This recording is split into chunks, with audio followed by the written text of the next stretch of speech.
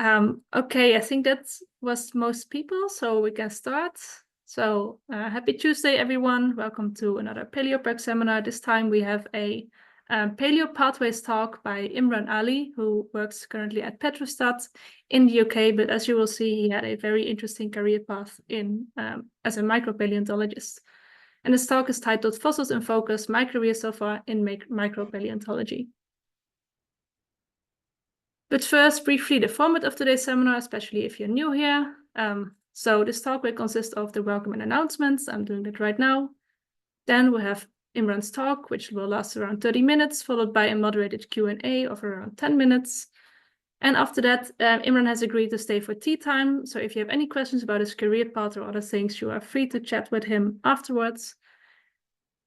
And if you have any questions, you can ask them after the talk by sending them to via chat to the questions at PetroStrat's host, which is Ahana today. Or you can also use the raise your hand button and then we will unmute you when it's your turn. So a bit of housekeeping. PaleoPerk values the participation of all folks interested in the paleosciences. So please remember to abide by our code of conduct. You should have signed this prior to receiving the invitation link. If you haven't done so for some reason, please quickly go to our website to read through the code of conduct. You should also be muted during the duration of this talk out of respect for our speaker. If you do find yourself unmuted, please mute yourself again. And as I said, you can ask questions after the talk, either by chatting to the questions at PetroStrat's host or by using the raise hand functions. And for any technical issues, you can also ask them to Ahana, who is the questions host this time. So then we also have closed captions built into Zoom. You can use the C button in Zoom to either show them or hide them. And then finally, we're always looking for more speakers. So if you know an outstanding early career scientist who could give a great talk, you can nominate them via this link. This will also be dropped shortly in the chat. And then finally, we also always look forward to weekly feedback for participants because we're always trying to improve. So this is very much encouraged. We will also drop a link to this feedback form in the chat in a second. So that was enough about PaleoPerks. Now gets to today's speaker, Imran Ali. As I said, he has a very extensive career record already, as you can see by this very long list. So he did his master's in applied micropaleontology at the University of Birmingham in the UK. And he also had experience working in sales during this time. After graduating, he worked at the University College of London in the UK. And after that, he pivoted to the energy industry, where he worked at PetroStrat as a micropaleontologist/stratigrapher. He then made a switch to a different company, Viridian, formerly CGG, if I pronounce it correctly, where he worked as a project geoscientist. And then he returned to PetroStrat, now a bit more senior as a staff micropaleontologist/stratigrapher. He also joined the AAPG community, and for that, he is also the current president of the Europe Young Professionals group of the AAPG. So with that, I hope that I've introduced Imran sufficiently, so I would now invite him to take over the screen and start with his presentation. Thank you very much, Nina. I will start to share my screen and I will full screen it.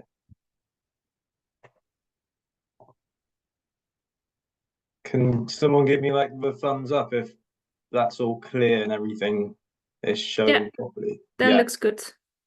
Thank you very much. So yeah, thank you all for attending. I find it quite humbling actually. People like to hear me speak because I still feel I have a long way to go to catch up to the people I look up to in the field.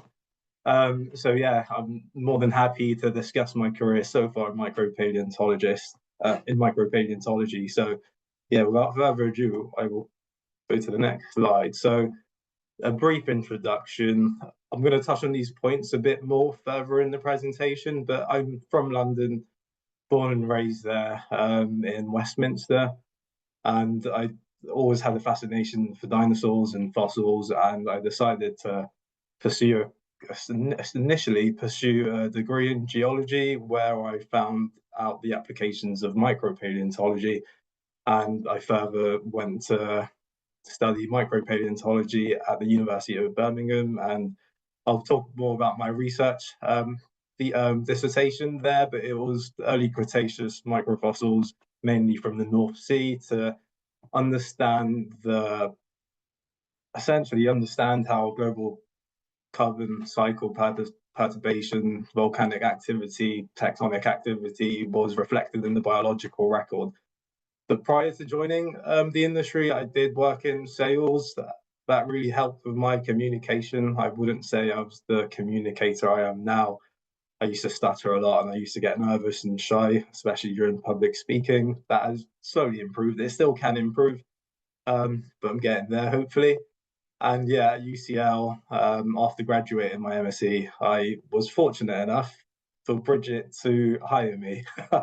I'm not sure what Bridget saw in me, but thank you very much. I really enjoyed all the projects I've worked on with yourself and the support I provided for whatever help you needed. I just enjoyed it. It opened the door for me, and I got to understand a huge range of applications in micropaleontology. Soon after, a year after, I joined PetroStrat, and it was mainly working on projects within the energy industry. In 2019, I also joined the AAPG Europe Young Professionals Committee. And yeah, I've had work experience maybe a year in.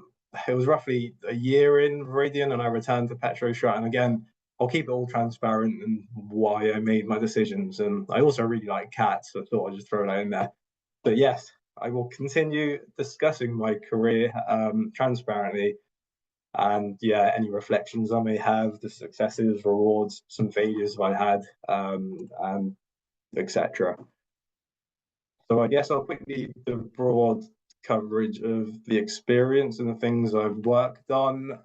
This is mainly either in industry or some academic projects in industry or some projects with Bridget. And I've been very lucky to work on a range of projects and apply microfossils and see in real time, especially on well site, how they add value to subsurface projects, which no other proxy essentially can add. Micropaleontology gives valuable information about the subsurface. And again, I'm not going to go through all of this. This is going to be recorded and shown on YouTube. So feel free to look at this at your own leisure, because this will take me a while, but I will touch on the key parts. So fortunate enough to have worked in a variety of locations. I am stronger in other areas than some others, for example, but I guess it's all part of the learning process and developing as a micropaleontologist. So this is my career roadmap so far. And essentially, I will be elaborating on each point as I continue on this path, and what I've learned in terms of applying micropaleontology, realities of working in the field, and also what could I have done differently. You know, hindsight is a weird friend of ours, but I will be reflecting honestly of what I've done badly and what I've done well. So there was me, that was a terrible animation, walking across the road with just a torso and a head. And in 2014, I decided to pursue the geology degree at Kingston University. It was a time I just really enjoyed the natural environment, documentaries like the David Attenborough ones, and yeah, I had to pick a subject which I liked, and I decided to go to geology. The reason for that essentially was I had an interest in it. I didn't know what use I could use the skills for, and it was more to explore my interests. And I was fortunate enough to work with my dissertation supervisor was Gavin Gilmore, who was a micropaleontologist, and there's what's his name, Ian Jarvis, who was sedimentologist, and they both really helped me shape my development, I guess, and my interests and what I should be pursuing. So that's where it all started for me. Again, I wasn't the most confident of students, I would say. I just enjoyed looking at rocks, I guess, like probably most of us. One thing you would realize on each slide is I do talk about what I was doing and where was I, but I also talk about what else I was doing. And I think this is quite a key part towards a presentation, because it's all the extracurricular activities I've been involved in that have provided me lots of opportunities that I thought would never happen for me. So during my time in university, KUFC is not a chicken shop. It's Kingston University Football Club. I used to play football quite a lot, and I tried out to go to the team. Fortunate to play quite a few games for the team, and that just kept my interest in football. However, one thing I started to do, because I had a bit essentially zero network in geology, I started to volunteer a lot because I kept hearing opportunities and volunteering that came, and I was either within the AAPG at student level. The Dinosaur Society was with someone called Professor Richard Moody, who was also a micropaleontologist. Tectonic Studies Group was actually at UCL. And again, it's a variety of voluntary roles. It's because I was still exploring my interests. The way I describe it is you just have to try a lot of different foods to then find out which foods you like the most. So after volunteering for a bunch of committees, I then sort of narrowed down what I was interested in and what presentations I like to listen to and what presentations, sort of, I wouldn't say bored me, but just I was disinterested in, which gave me a good indication of what I wanted to do. During my degree time and in between the holidays, I thought, it would be nice to get a job. So essentially, got a job in sales, which really helped my communication. I had a job as an environmental consultant and a tutor. And again, these roles will help my communication in terms of explaining scientific work to non-scientists, essentially. So yeah, that was my education in undergrad. I'll quickly touch upon my education in MSc, but I will more focus on the current roles I've had. So second half of this road. So terrible animation again. My torso squiggly lining through the road. After discovering that I really like micropaleontology, I decided to pursue the MSc in applied. It was called Applied in Petroleum Micropaleontology, but then they changed the name to micropaleontology. I think because it was just the petroleum name at the time, and there was a fossil-free campaign on the campus. So, and again, that I will touch upon on another section, because that really gave me ideas on how to challenge misconceptions around like the energy industry and the use of microfossils in the energy industry. So continuing to pursue my interest, I decided to specialize in foraminifera. That's what I mainly done my dissertation on. And that led me to do my MSc thesis of utilizing foraminifera and also nanofossils to understand the relationship between geological processes and microfauna and flora. This was supervised by Hayden Bailey and Liam Gallagher of Network Stratigraphic, and it was essentially understanding how the opening of the North Sea was expressed in the biological record. I can talk for ages on this, so I will hold myself back, but some of the diagrams from my studies are here. This is a diagram of the opening of the North Sea and what was presumed land and non-marine, essentially. Some of my drawings of microfossils when I was studying taxonomy, trying to sharpen up on my taxonomy because it all starts from taxonomy. And I had an element of morphogroup analysis, which was applied to the project to further understand either sea level trends or foraminiferal influxes and why they occurred. And here's a picture of me during graduation. I think we had 6 people in the class. Unfortunately, that closed a few years later, owing to the fossil-free campaign at university and the reluctance of students picking the course, and the university didn't want bad publicity, but it was a multitude of things. And again, what I was doing, I was a class representative for this, and I continued tutoring actually. This was GCSE tutoring and A levels, and this just allowed me to better my communication skills, because I found out as people in a certain domain, we understand each other speak, but when trying to convince other people of how great our discipline is, they don't understand all the words. So that's one thing that's helped me in that. So that's my educational background. And yes, I was very fortunate to be hired by Bridget Wade, actually. And again, I was applying for a lot of jobs straight after university. I remember I had an option of, there was like two, and I was waiting a response from three. One was a research role, research technician role with Bridget. One was with my blogging role with Geolog.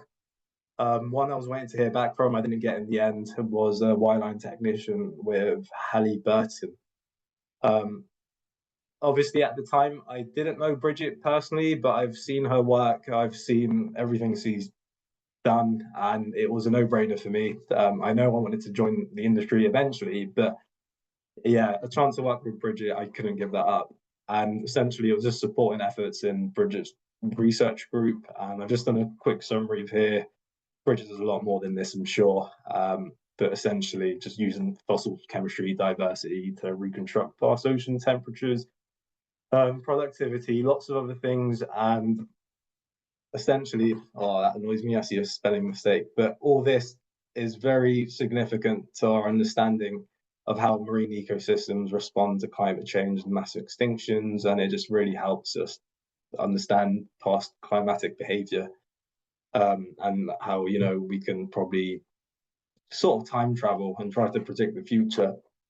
And like, again, what I was doing with this role, you guessed it, more volunteering. And I remember, just to quickly discuss this project here, Bridget was very nice to put me as a co-author, evolution of deep sea sediments. One of the projects I was involved in, had a lot of fun with that. That is published, so I guess if anyone wants access to that paper, we can probably give you a copy. But one thing that happened here, and one thing I was volunteering for, it was, I forget what the group was called, but there was like a micropaleontological event at UCL, and I was essentially just helping out, giving drinks to people, you know, tidying rooms, whatnot. And there I met one of the directors from PetroStrat. I didn't think anything of it. I just spoken with him, and we had a good conversation. But then 2 weeks later, that essentially led to them reaching out to me, which was unexpected. And they wanted to ask me if I was interested in a potential role in the industry. So that's where the initial discussion started, and that's how I ended up in PetroStrat, essentially. So again, all the volunteering, trying to stay proactive really helps, and that led PetroStrat to reach out, and I've had an interview with them. Fortunate to then join and work on a variety of projects around the globe. Some applications include biostratigraphy, basin-wide world correlation, reviewing legacy data sets for CCS, paleo-environmental reconstructions, and lots of well site. And the challenging difficulties, I should say, with well sites, very difficult to plan ahead when you know you may or may not be going. You can probably ask Nina. This was probably a headache for everyone to organize, because I backed out a few times and I said next month and I said next month. And so I appreciate your patience. So that's one of the realities of working in the field. It's quite dynamic. There's high pressure situations, 12-hour shifts offshore every day till your hitch is up, looking at fossils or reviewing data. So again, quite challenging, very rewarding, I would say. And the microfossils really help calibrate, like, for example, seismic data, because there have been times when I've been offshore, clients have targeted a certain reservoir or a certain formation. It either initially wasn't picked up by the seismic section. So the microfossils allow us to confirm what's there in and around the reservoir, what formations are present, helps with understanding the depositional environment, and that all helps with understanding the distribution of source, reservoir, sill rocks, which are very important for, you know, a petroleum system. Take away the source rock component, then it gets very important for a carbon storage project. So there's a lot of transferable skills. So what you learn, even in academia, even if it's just oil and gas, there are lots of transferable skills towards the energy transition. And the government are trying to push, for example, I think they're trying to quadruple wind farms, and that requires micropaleontology for site selection and then understand the integrity and the distribution of the rocks they're looking to, plant their wind farm. So there's lots of opportunities, more opportunities in the future. It's just how we position ourselves and how we sell ourselves in terms of the skills we have and convince people, look, these are transferable skills. We're all essentially geologists trying to unravel the secrets of the subsurface, and the more clarity we have, the better it is for our clients, essentially, or who we're trying to help. 2019 was also where I joined the AAPG-YP committee as a graduate opportunities manager at first. And I've done this because initially I did struggle to get into the industry. I didn't really have a network. Most of the help I got was from speaking to people I've met either in a conference or somewhere just to get some advice, because I didn't really know what I wanted to do and how I wanted to apply the knowledge I had. So our mission in the AAPG is very clear, essentially. It's to foster a positive networking platform to advance, collaboration within geoscience. And we want to raise awareness of skill shortages because there's a huge skill shortage in biostratigraphy at the moment, which is felt by quite a few consultancies. And we also wanted to address the misconceptions of the energy industry being evil, which is not, because without the oil and gas, the energy transition wouldn't be possible. So again, it's trying to challenge people's misconceptions. And I would say I'm an advocate for micropaleontology. I always try to promote the science wherever I go. And I was really downhearted by the closure of the MSc course, which was the only one in the UK, but there is another one that's open in Greece recently.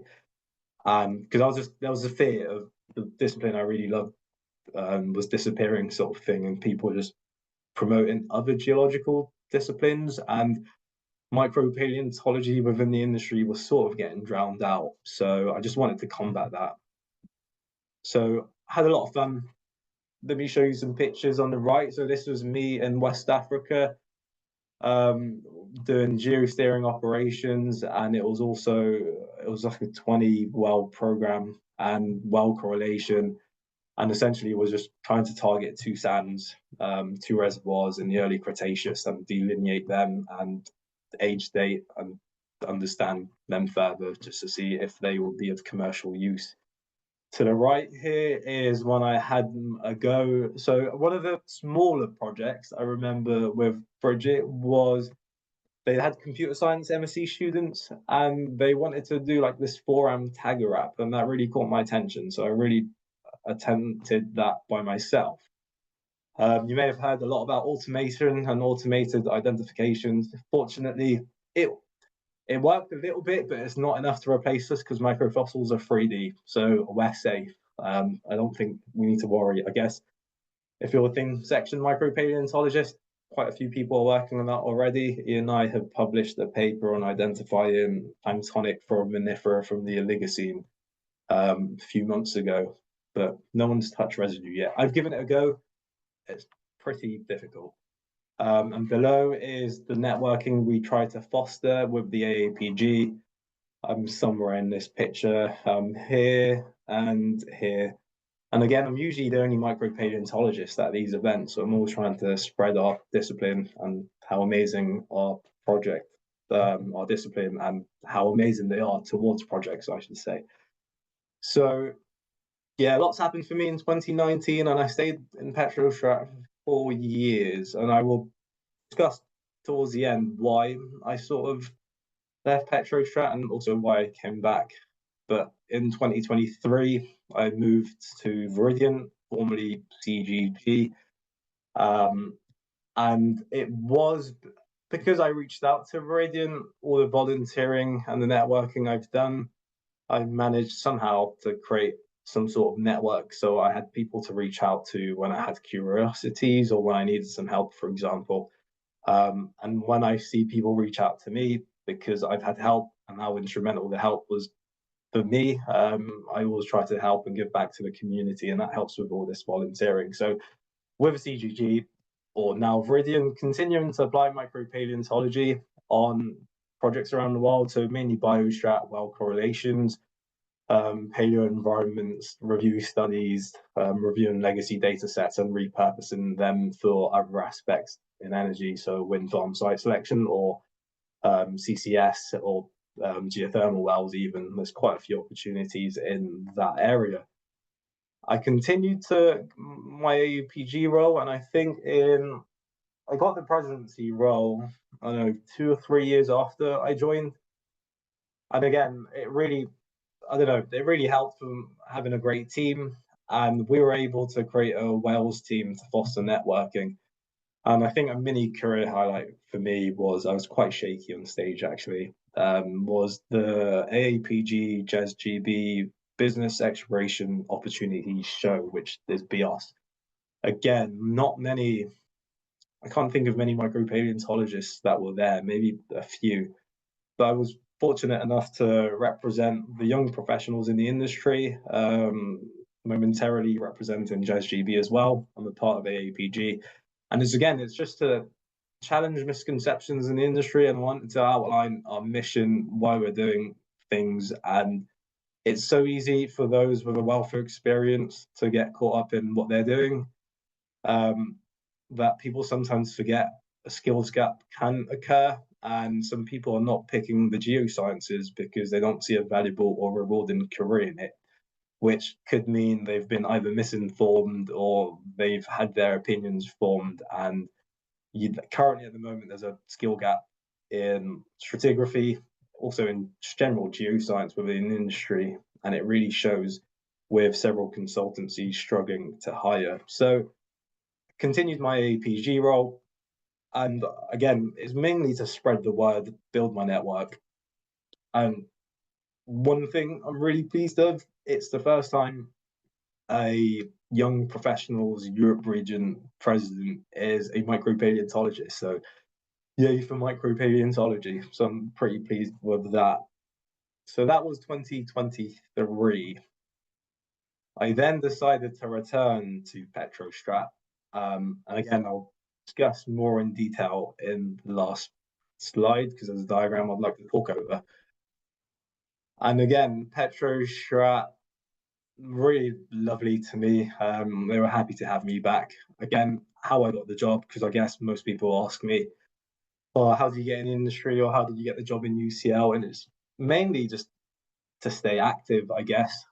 Present your work at conferences, whether you're working or not, employed or not, I should say. If you've got an MSc thesis or dissertation, I should say, or bachelor's dissertation or some work you've done, honestly, just turn it into a poster and present it either as a presentation or as a poster at, for example, the Micropaleontological Society or any other societies related to our field, because that really helps with building your network.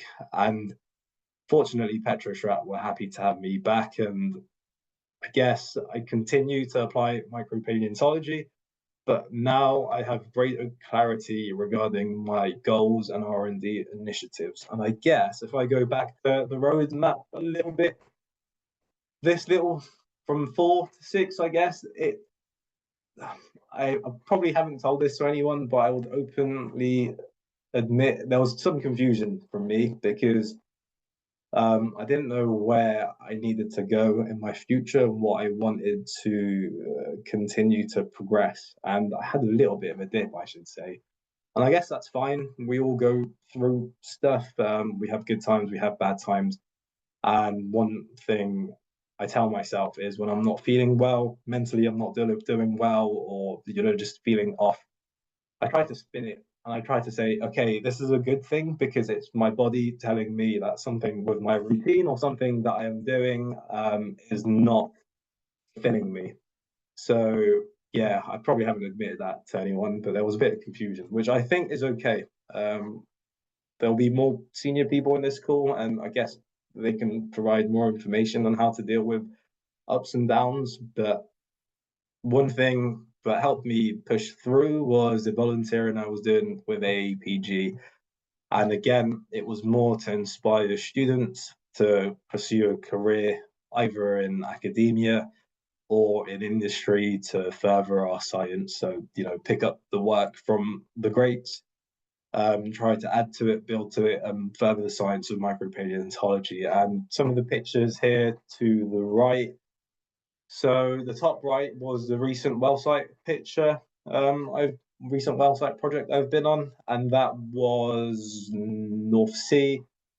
And again, it was calibrating the seismic data whilst drilling, and yeah, the seismic data missed some formations, some key formations, which the microfossils picked out, which was made the discipline look good, which was quite nice. Some fossils, there's a fish tooth here, that's a Gavellinella, that's a Glorospira, that's a Hebdogella. The early Cretaceous taxonomy has been changed a lot, so they used, I think it's, I forget the top of my head, but it's good because it's refined it. But yeah, I need to keep up with the literature. And to the bottom right is a careers talk at Imperial we had conducted, again, to inspire students to pursue a career in the field. Unfortunately, at the front, we had a geophysicist, senior geophysicist from Doug. We had Equinor's vice president for any operations of the UK. And we had a senior geoscientist from OPC who was, we're all giving talks trying to inspire these students and challenge their misconceptions they may have had. So that was a brief overview of my career. And I guess this is the diagram I really wanted to talk about. I came across this, I don't know, a year and a half ago. It really helped me understand. It's a Japanese concept called ikigai. So when people ask me, okay, your career's, I've had a fortuitous career, I would say so far, what am I wanting to do next?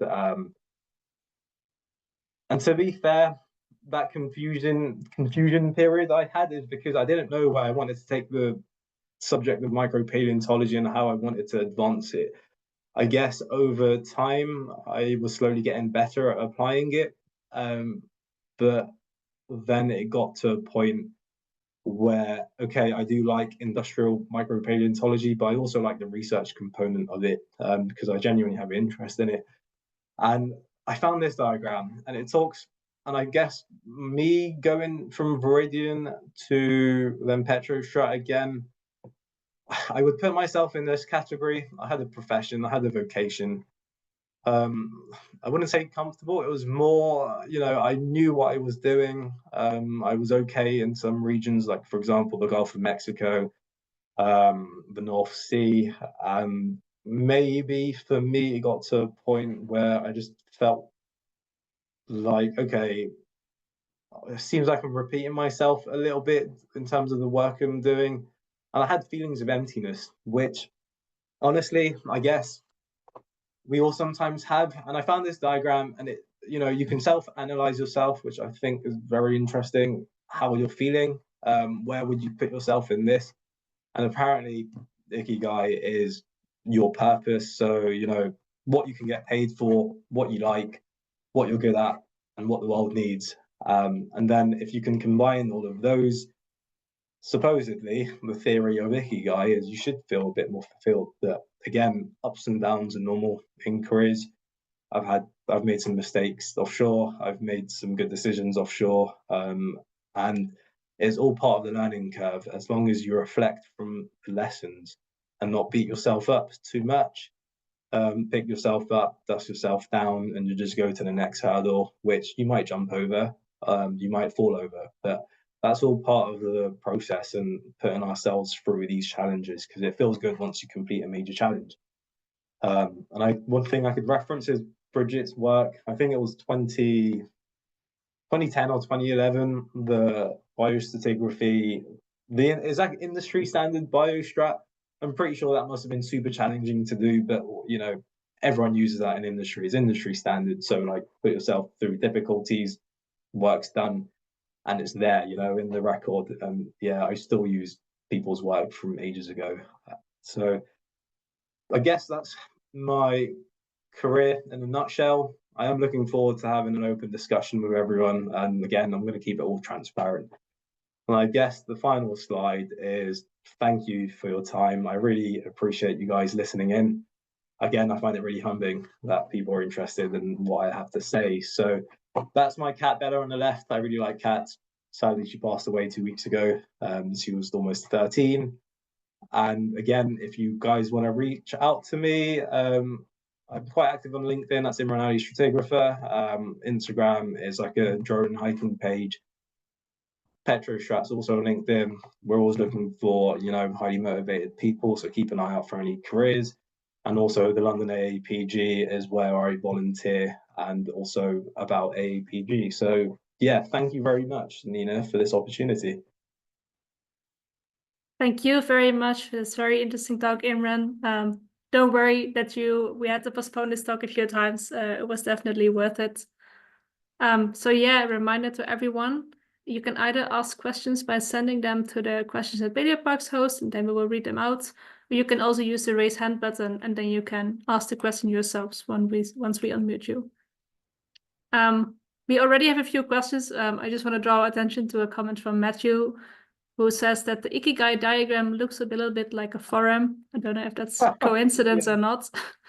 Oh, I can go back to it. It's like, yeah, let's see if I click on it. Does it? Complex chambering. I guess micropaleontologists see forums everywhere. That's also. How would you describe that one? Okay. So we already have a few questions, so I will just post them in the chat and also read them out. So the first one is, you emphasized a lot on your volunteering activities. So A, how did you find these opportunities? And B, how did you manage your time? That's a very good question. So I always thought, yes, it's good for me to, learn what I wanted to learn, but then I wanted to get around people in the field. And again, one thing my mum used to tell me, which is so true, when you're younger, for example, and your mum gives you all this advice, you're like, oh, stop it, man. I don't need to hear this now. But when as the years go on, you're like, damn, like it was actually true. And she mentioned that if it's not important enough, you won't make the time for it. So for me, volunteering was important enough to meet the people I wanted to meet because I didn't have any network. Essentially, I wanted to meet more micropaleontologists. I wanted to be inspired. I wanted to know what they're working on. And I then would use the block time specifically for volunteering. So in a week, I would say, okay, I would want to dedicate maybe 2 hours, 3 hours of my time voluntary work. Nothing, I didn't want to gain anything from it.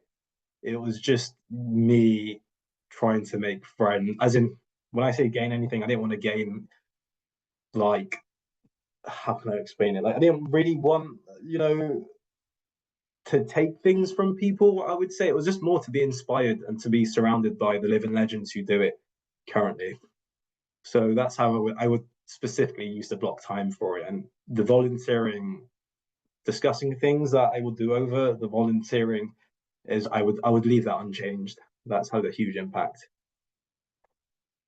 And to answer the first part of your question, sorry, to find these opportunities was initially I used to go to events as an attendee, speak to committee members or reach out to them on LinkedIn or via email. And most people are very open to allowing other volunteers to join. So yeah, I don't regret reaching out to anyone. Some communications I've had were terrible and I'm like, oh gosh, I really, screwed that up. But yeah, all it takes is for one person to take a liking to you and they would be able to help you.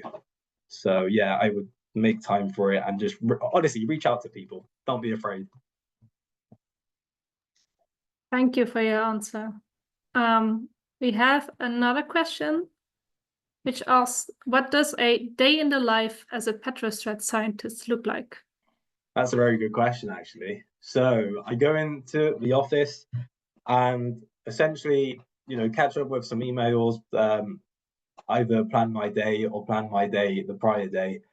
And currently, I won't go into too much detail on the project I'm working on. It's a data review project. So we have legacy data from wells that were drilled, for example, 5 years ago. and it's an oil producing area. However, they want to explore the options of gas storage projects and understand sill rock integrity and, like, for example, reservoir capacity. So it's a lot of looking at screens. Other times I would be looking down the microscope, doing biostratigraphy essentially, because microfossils, can provide resolution as high as 1 meter, whereas the seismic surveys range from 15 to 25 meters, so they miss things. So we help refine those projects. And yeah, I go in the morning, work on whatever projects I have, either down the scope or reviewing some data. We have some client meetings sometimes where we need to communicate our data to the client.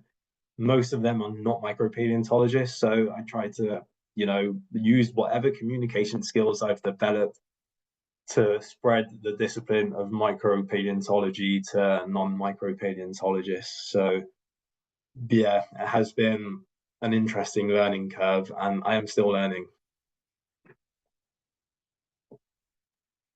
Thanks a lot again. We have another question from Helena Guatang. I hope I pronounced it correctly in the chat. And she asks, how did you deal with the pressure that comes with identifying species in the field? Did you have to always get things right, or was the 12-hour shift enough for you to work through a number of samples? For example, like 10, or how many samples did you have to deal with per shift? Well, I think she says she's also working my way around getting into the industry, but she wants to have a better idea of how things work. So my best shift I've had, I remember this because, yeah, I haven't topped it since. There was a 12-hour shift, early Cretaceous, offshore West Africa. I managed to do 24 samples. So that was averaging 2 sample analyses an hour. And I was washing my own samples. However, the early Cretaceous is somewhere I've done my dissertation. Unfortunately, I'm okay at that. So yeah, that it is demanding, it's stressful. Obviously, going into a new region where you're good enough to conduct biostratigraphy, and sometimes you get that odd specimen that slightly deformed or even abraded, or it's a difficult one to call. So it comes to a point where you have a thought process in your head where you need to think, okay, is this a marker taxa? Because most clients just care about tops and bases of formations. We obviously care about everything else, but I have to think from being in the client's shoes. So there's this thing we discussed. We can go for the quality approach and try to identify everything accurately, but your speed will be slower. Then I think to myself, will the client appreciate that? None of them are micropaleontologists. They don't know about the bug names. And usually the answer is no. However, I would say that the other option is, okay, we know the marker taxa really well. We know the diagnostic species really well. The background taxa, would it be, then you ask yourself, you see a fossil, you don't know what species it is, you know roughly the genus. So then you ask yourself, would it be beneficial for me to SPP this, move to the next fossil, or should I spend time identifying something that wouldn't give me an answer that the client's looking for? So I usually go with the latter option. So as long as you know your marker species extremely well, have a decent idea of the regional geology, so you could have an idea of what's transported, for example, you can get by with making errors on the background taxa, I should say. So I know most of us are very analytical and where we want to do things to perfection. However, industry is all about speed. So that's where academia changes from industry, I would say. So Helena, I guess you'll be fine because I was in the same position as you. Yeah, thank you.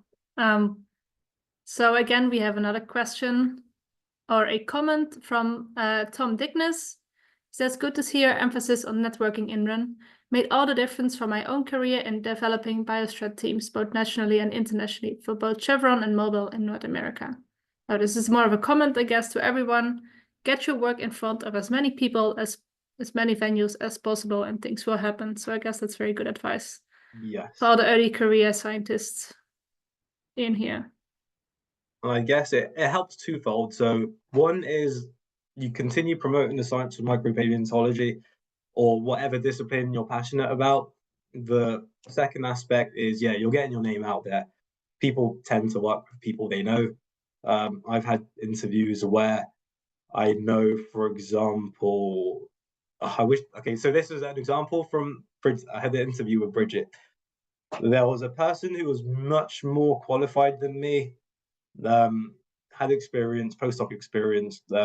She had a PhD, and I was applying for the same role as Bridget, and at that time I had zero experience and just an MSc. And I'm thinking, no way, like, it's fine, this person's better than me, my time will come.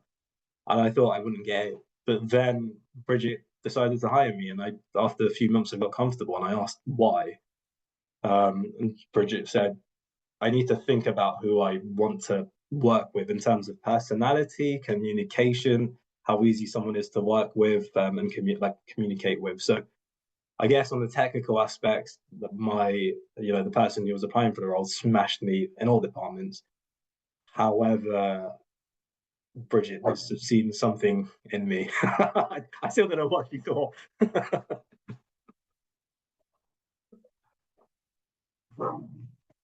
No. Yeah, thank you.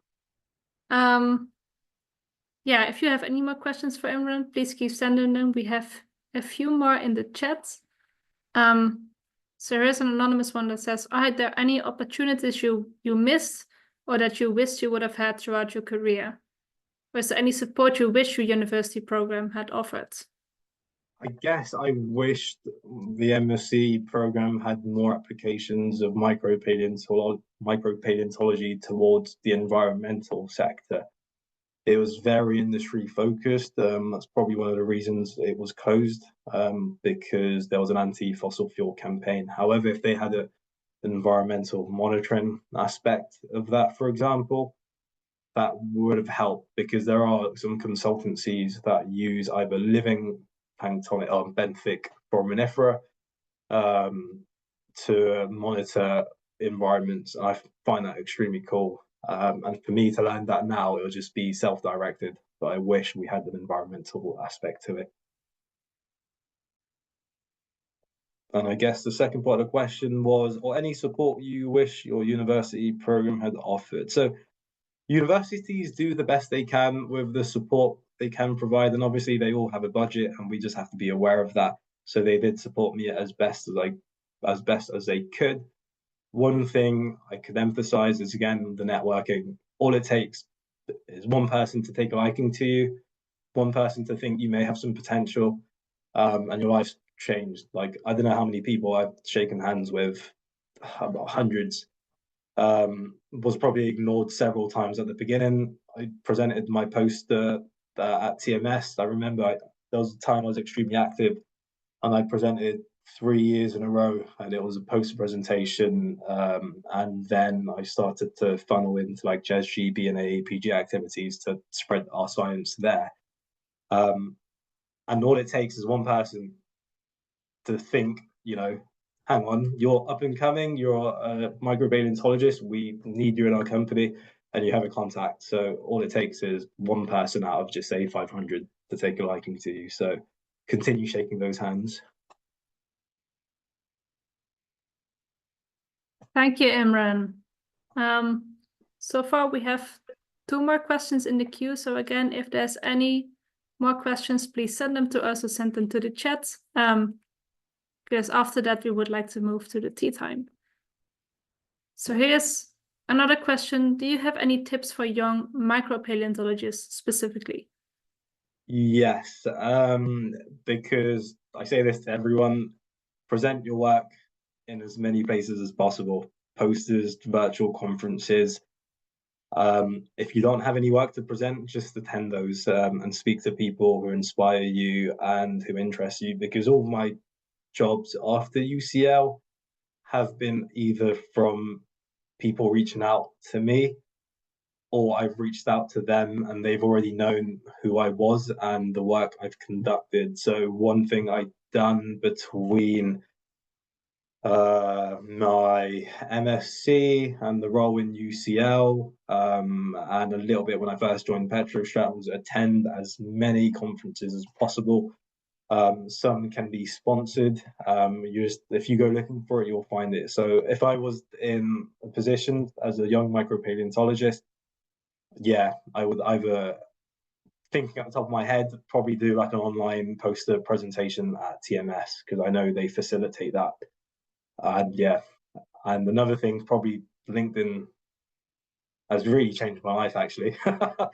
Like, honestly, yeah, the amount of opportunities I've gotten from LinkedIn has been insane. And I post often my work, and it's gotten to a point I can't believe how many people actually read my work, because I'm just outlining the foundations of biostratigraphy. So, and people have reached out to me after posting my work. So you attract the opportunities. If you're chasing something, it just implies it's running away from you.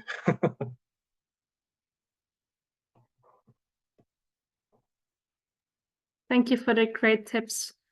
I got a final question from Miraj or Mirai, who says, I truly appreciate your insights, have been incredibly helpful. How do you manage the balance between life on an oil rig and life at home? Isn't it challenging? And we had a similar question previous in the chat asking, what's it like when you work on well sites? So maybe you can combine them. Yes, okay. So yeah, working on well site is challenging and it's difficult in terms of knowing when you're on land and when you're going offshore, because it all depends on when the clients get the go-ahead to start their operations, and they usually always have problems in exploration wells. So, for example, how did I manage to answer the question? I didn't. I remember what I left PetroStrat after spending almost, what was it? It was just over 1/3 of the year offshore. And that was the most I've done ever offshore. And that's when I got to a point, I'm like, okay, I felt really tired, like lethargic. I don't know how to describe it, just fatigued. And I didn't manage it well when I first started, because I was quite motivated to continue to build upon my skills, that maybe even my personal relationships suffered. And one thing I realized is, especially for the younger folk, Gen Zs, I guess, or millennials as well, for some reason we have this impression we want things immediately. I was like that. And one thing I realized, nothing really comes immediately. So you just have to throw yourself into it. You're not going to manage it perfectly at first, but then after the time has gone, you step back and you reflect. So my first couple of years, I didn't manage it well. However, later on, I remember discussing with my manager how I felt. It's not the worst thing in the world for people to know how you're feeling. It's actually really good. So it's been open, and now they try tailor, work life with personal life. And over the last 2 years, I have been actively, reconnecting with friends, because I realized the career is good. However, only just having a career, and if you then have a bad day, your net happiness, I don't know how to explain it, is bad, because you only have one thing going for you. But if you have a career, if you have one or two friends, if you have a hobby, if you do some voluntary work, your net happiness isn't dependent on a career. So you can have a bad day on a career, but then you have a good time with your friend. Okay, you might have a bad day volunteering, but you had a good time doing something else. So your net happiness is not reliant on one aspect. So I have been trying to work on other aspects of my life, and again, we're all scientists, we categorize things. So I categorized it as, there's my physical health, there's career, there's family, there's relationships, there's mental health. Yeah, I think I was 5 or 6, and now I think about them quite a bit, because what you usually dwell upon grows. So I'm still working on it, and yeah, the 12-hour shifts are pretty challenging, but once you get used to it, you essentially get into a routine. And the beautiful thing about a routine is once it's cemented in your head, it doesn't feel as bad. So having a routine helps. I guess everything's sort of challenging, but yeah, I guess the challenges make things worth it, because overcoming something difficult and having an experience will then, you know, I can then now tell myself, damn, I can actually work 12 hours a day if I wanted to, because I didn't know I was able to do that. But offshore, the pressure, it helps. Everyone's friendly. You work with a team of geoscientists as well. They support you, like the wireline guys, seismic guys, mud loggers. We're all geologists, so we all support each other offshore. So initially, to summarize the answer, initially I didn't manage it that well, and I had that period of confusion. Pretty sure my mental health suffered a tiny bit because I just felt off, wasn't driven, felt low. Came upon the concept ikigai, and came upon the concept of having multiple facets in your life and not just reliant on one thing. Because then if you have a bad day on one thing, your whole day's ruined. But if you have five things going for you, and one of them is a bad day, but the four of them are good, you know, you're still in a good headspace. And I actually wear this mental health band everywhere. That's a recent thing. And I look at it and I ask myself, am I actually doing okay, or am I just being in denial because I'm pretty good at that? Thanks for your answer. Thanks for your honesty. I think that's really important to have in this industry. Since we're almost at the top of the hour, I want to wrap up the official part of the seminar. So Imran, thanks again a lot for your great presentation. Thanks for answering all the questions, and thanks to the audience for being here and asking great questions. I will quickly take over the screen share to share some details, and then we have a little break, and then again we go on to the tea time. So if you want to have a more informal chat with Imran or ask more specific questions, please stay in the Zoom. Then we can just chat afterwards.